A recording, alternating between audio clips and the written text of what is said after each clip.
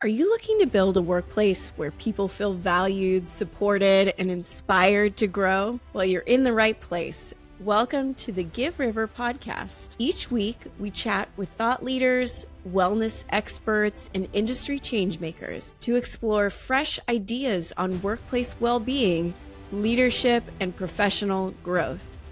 From emotional intelligence to gamification, peer recognition to personal wellness, we'll bring you fresh insights, practical tips, and real-world success stories you can actually use. Whether you're leading a team or looking for ways to make work more fulfilling, we've got you covered. Subscribe now and start creating a happy, healthy, high-performing team. Thank you for joining the Give River podcast today. I am so excited about our guest because she was someone I noticed online and then we became friends in real life. And I have had the great honor of being coached by Bara Mann. And today we're going to have a conversation about how she helps people and the way that she sees how we can all reach our potential. And so please help me welcome our guest today, Bara Mann. Woo! Hello, thanks for having me. Oh, Bara, I love your journey to becoming a coach for leaders because you did not start out that way, but it was always in you. So can you tell us, for the benefit of the listener, a little bit about your background and how you came to this space? Yeah, absolutely. When I graduated from college with an engineering degree, I actually went pretty much right into a leadership role. I was working for Pepsi Beverages Company, directly supervising 18 employees after a 6-month training period. And when I was in that role, I had to improvise a lot and kind of teach myself to be a good leader. I definitely made some mistakes along the way. Eventually, I realized that I wanted to do something more technical. So I went back to school to get an actual engineering job. And in this position, in the corporate world, in the energy industry, I had some leaders who almost left me desiring to actually leave and go do something different. And I saw that with a lot of other people that I worked with. Some people were driven out of the company because the person that they were working for was just so hard to work for. I had other leaders who inspired me to be my absolute best self and taught me that I was capable of so much more than I ever imagined. And that was just such an incredible experience to realize, wow, I have a chemical engineering degree, but it turns out that I can do an electrical/mechanical engineering job and do an amazing job at it. And that's because I have the right person standing behind me, empowering me to do this work. So I had all of this in mind when eventually I realized that the energy industry wasn't so much for me. Maybe engineering wasn't so much for me. I left that in pursuit of something different, got more in touch with myself, my own desires, my own needs through meditation and other practices, and eventually came to this realization that my purpose isn't so much doing that engineering for someone else.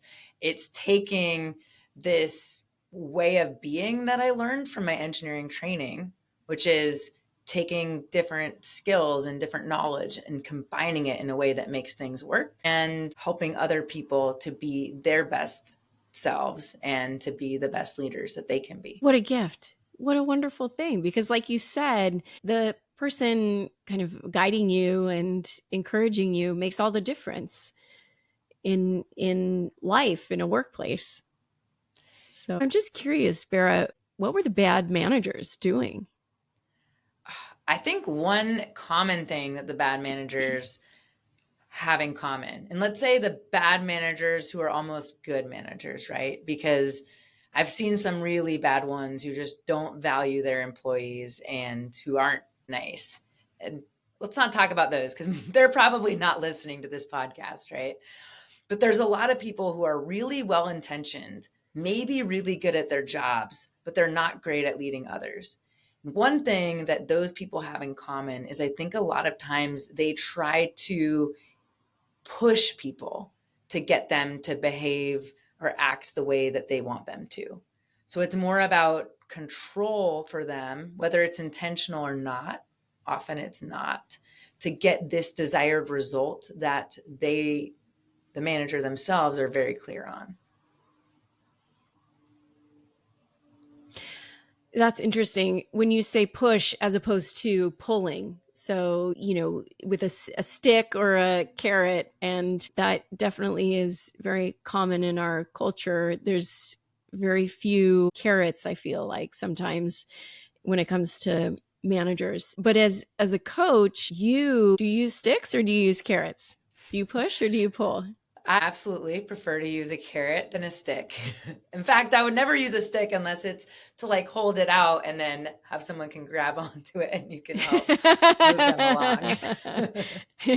Sometimes we need a hand up. I think that a mistake that coaches can make and that managers make too is trying to tell someone how they need to do something to get a very particular end result, instead of asking that person, well, what should this end result be? What is going to be best for everyone else involved? And how can I help you get there?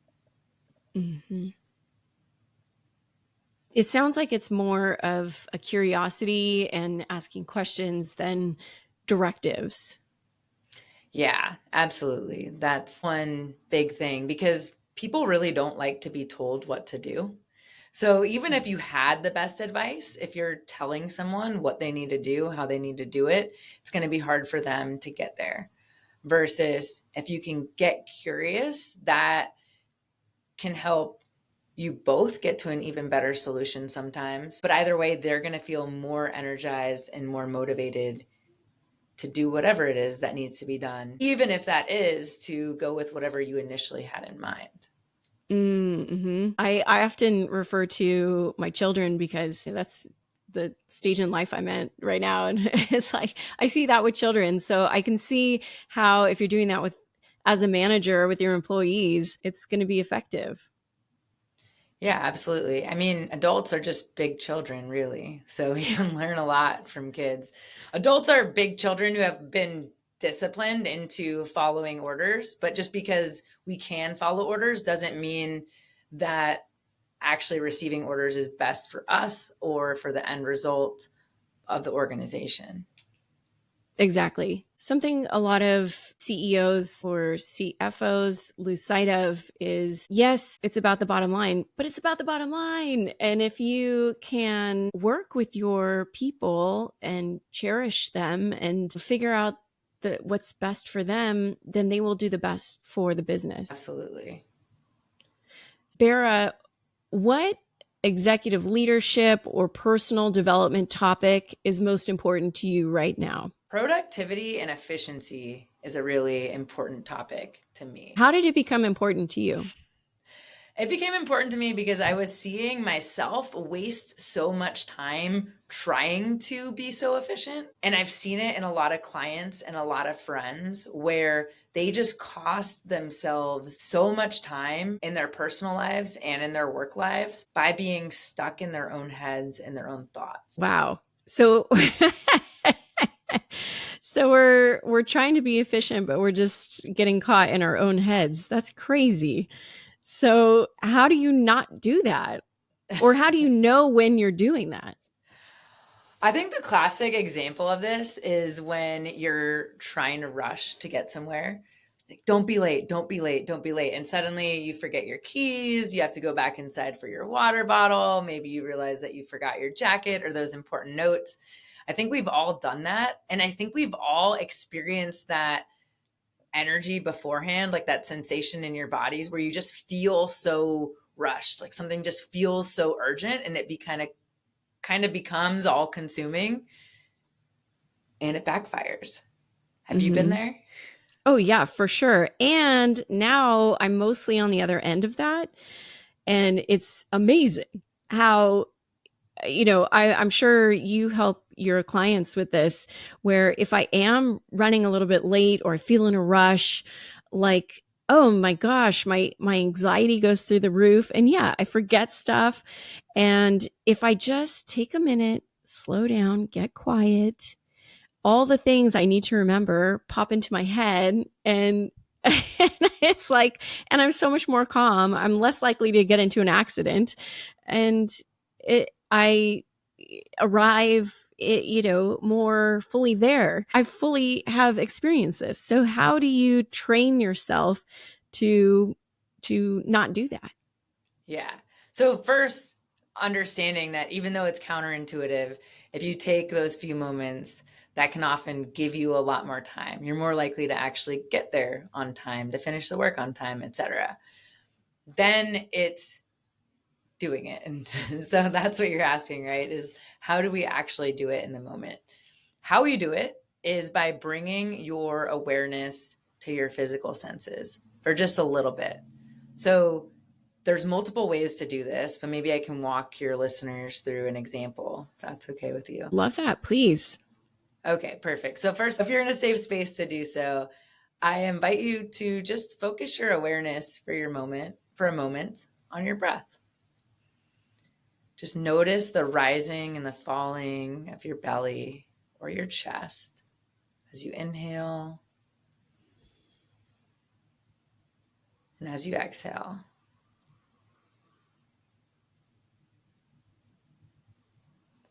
When your mind wanders off, know that's totally normal. Just bring it right back to noticing your breath. Now you can forget about the breath. Let's take a couple fingertips, rub them together with enough tension that you're feeling your fingertip ridges. Really noticing those sensations. When your mind wanders, bringing it right back to the fingers. We could do some more of these techniques. We could focus on sounds and do some different stuff. But whoever's listening to this right now might notice that you feel just a little bit more calmer, maybe a little bit more focused, and yet still energized, right? Mm-hmm. Probably in better shape to move forward with whatever you need to do now or to pay attention to this podcast than you were before you took that little time out. Absolutely. I love the listening part of the mindfulness. That's my favorite. Like, what sounds do you hear far away? And just becoming aware, pausing your mind, your future, the past that you're like ping ponging, and bringing it right here to the present. Right. Can we just do that one for a moment The together? sounds? Yeah. Sure. Okay. So now just notice the sounds around you. Just notice any ambient sounds you weren't hearing before. And now just notice the furthest sound that you can hear.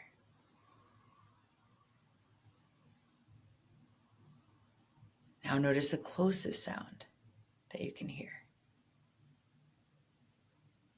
If you haven't heard the sound of your breathing, notice the sound of your breathing. And that's a beautiful technique that you can do anywhere.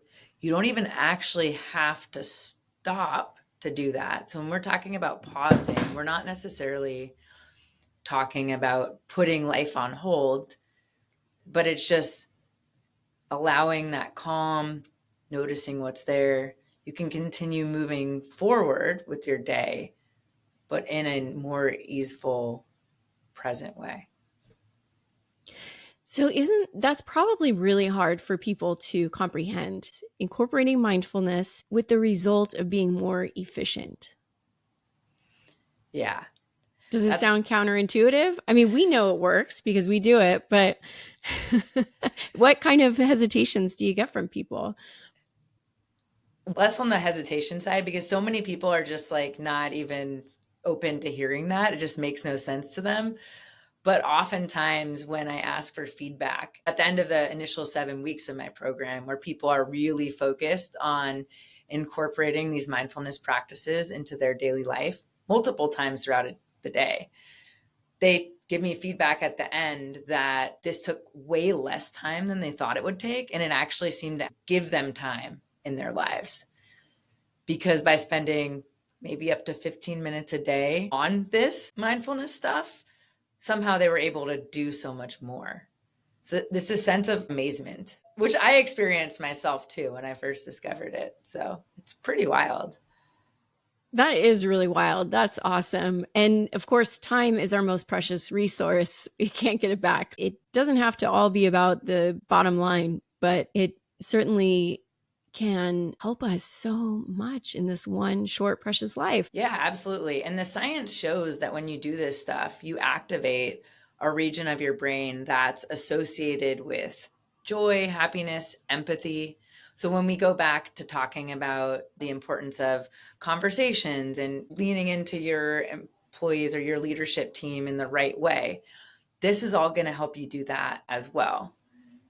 So your conversations with them are going to be better. You're going to be more in touch with your intuition and what it will take them and you to be a better leader.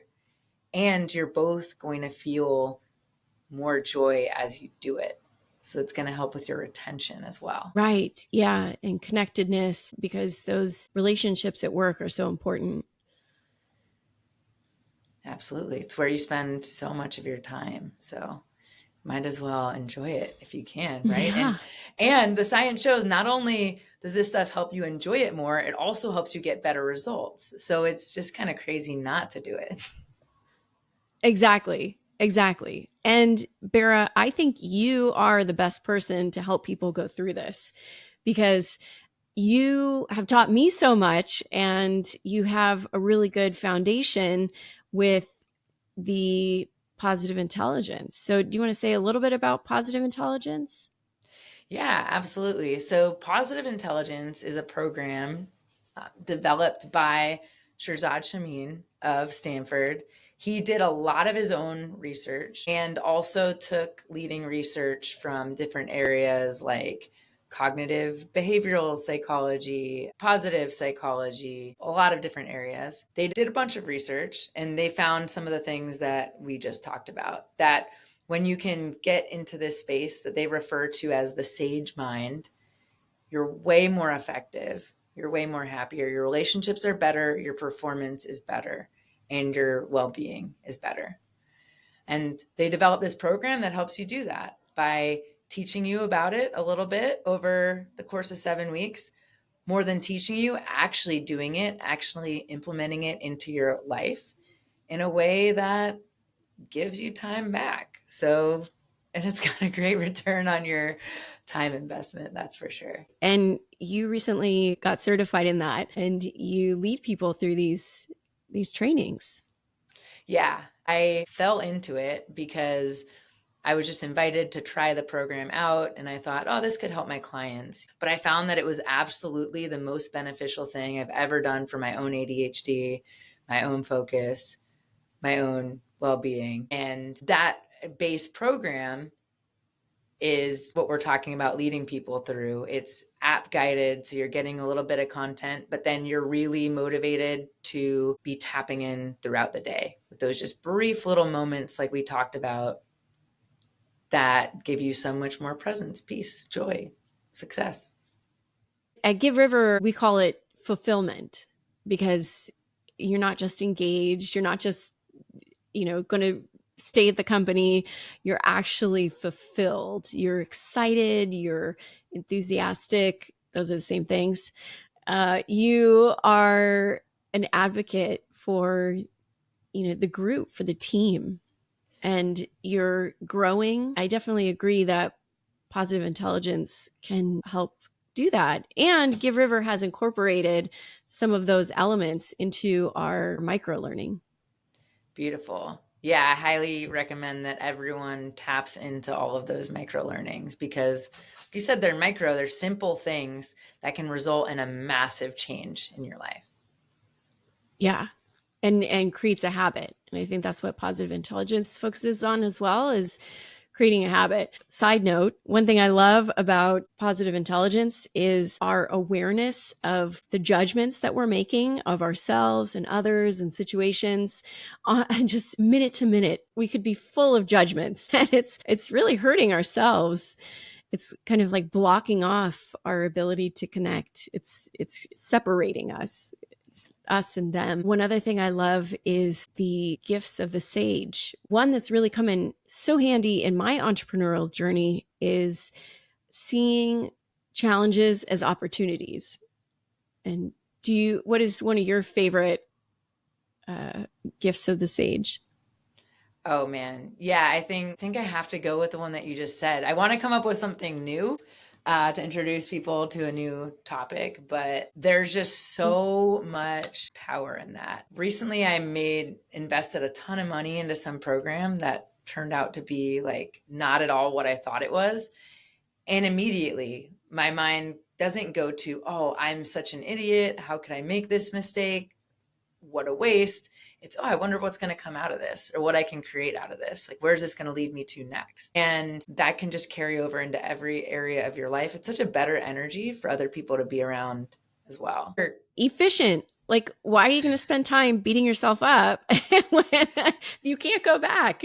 And, just to be like, okay, what can I learn from this? What's going to happen from this? And opening your receiving hole and just creating possibility out of it. Imagine if leaders of companies and managers and all employees did that. We'd be in a great place right now.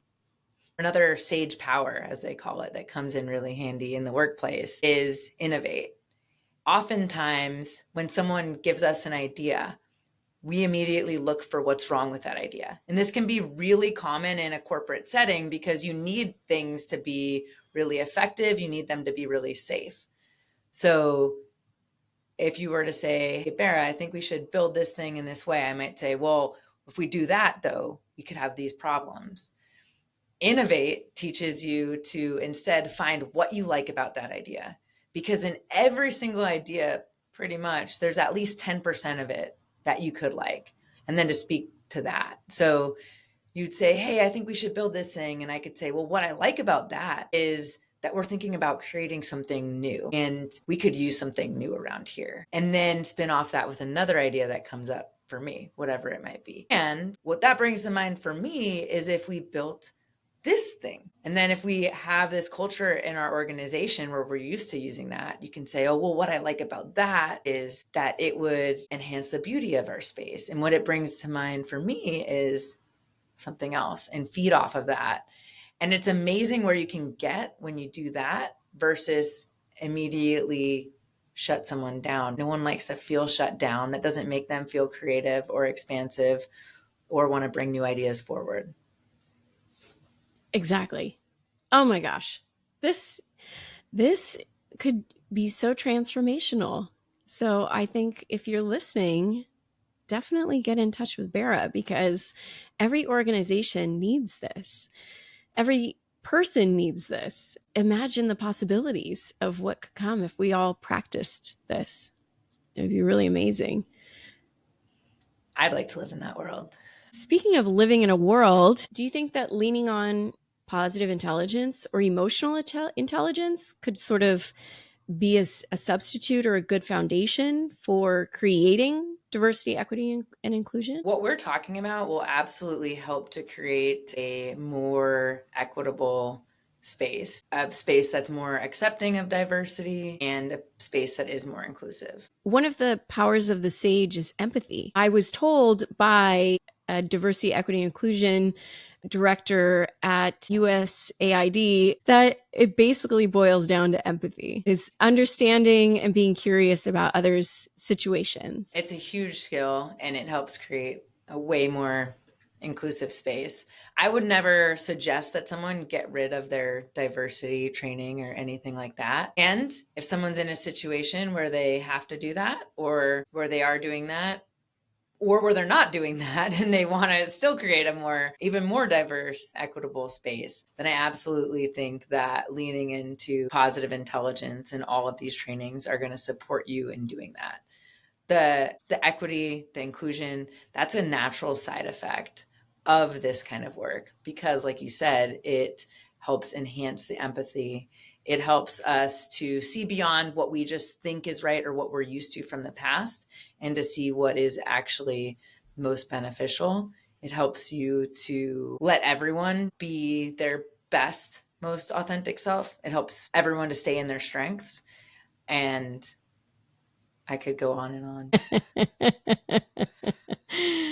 One thing I want to say is that this is a lot easier than it might sound with the right training and the right practice.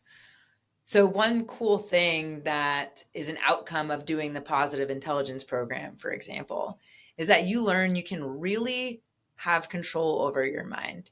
It doesn't have to run you. You mentioned the negativity, the judgment earlier, the imposter syndrome, etc. Even those rush feelings, etc. They don't have to control your life. You can notice them and quiet them. But to do that takes practice. It takes a few moments of practice at a time.